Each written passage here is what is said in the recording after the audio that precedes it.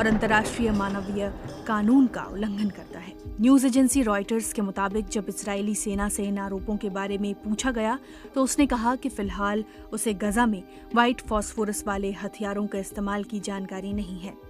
Human rights watch ने कहा है कि उन्होंने 10 अक्टूबर को लेबनान और 11 अक्टूबर को गजा में शूट किए गए वीडियो को वेरीफाई किया है, जिनमें गजा सिटी पोर्ट और इजराइल लेबनान सीमा के पास 2 ग्रामीण इलाकों पर तोप खाने से दागे गए सफेद फॉस्फोरस के कई हवाई विस्फोट दिखे थे। ह्यूमन राइट्स वॉच के मध्य पूर्व और उत्तरी अफ्रीका के निदेशक लामा फकीह कहते हैं, जब भी भीड़-भाड़ वाले नागरिक इलाकों में व्हाइट फॉस्फोरस का इस्तेमाल किया जाता है तो इससे गंभीर जलन और आजीवन पीड़ा का खतरा होता है। साल 2013 में इस्राइल की सेना ने कहा था कि वो युद्ध के मैदान में स्मोक स्क्रीन बनाने के लिए व्हाइट फॉस्फोरस वाली गोलीबारी का इस्तेमाल बंद करने जा रही है। उस वक्त भी मानवाधिकार समूहों ने गजा संघर्ष के दौरान इस्राइल के व्हाइट फॉस्फोरस के इस्तेमाल की निंदा की थी। सवाल है कि आखिर व्हाइट फॉस्फोरस क्या है जिसकी इतनी चर्चा हो रही है। व्हाइट फॉस्फोरस एक रासायनिक पदार्थ है जो ऑक्सीजन के संपर्क में आने पर जल उठता है।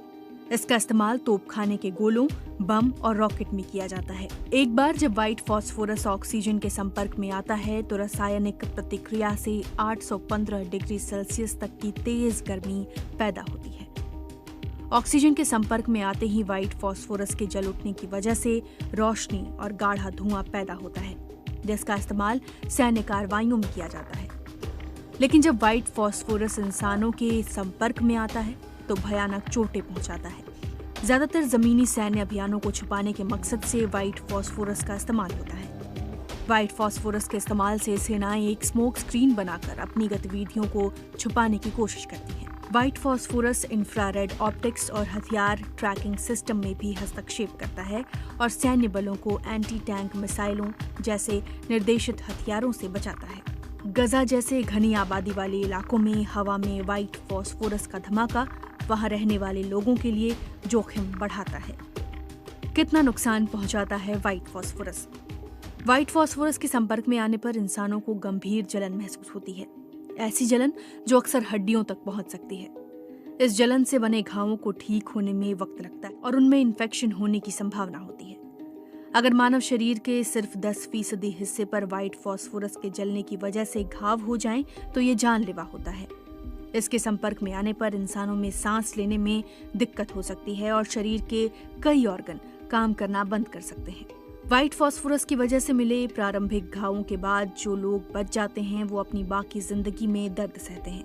उनकी गतिशीलता पर असर पड़ता है और उनके शरीर पर पड़े घावों के निशान उनकी मनोवैज्ञानिक स्थिति पर बुरा असर डालते हैं। सशस्त्र संघर्षों में व्हाइट फॉस्फोरस का इस्तेमाल कई अंतर्राष्ट्रीय कानूनी ढांचों के अधीन है। पारंपरिक हथियारों पर कन्वेंशन CCW के प्रोटोकॉल 3 के तहत नागरिक आबादी या नागरिक इलाकों में आग लगाने वाले हथियार के रूप में व्हाइट फॉस्फोरस का इस्तेमाल करने पर प्रतिबंध है।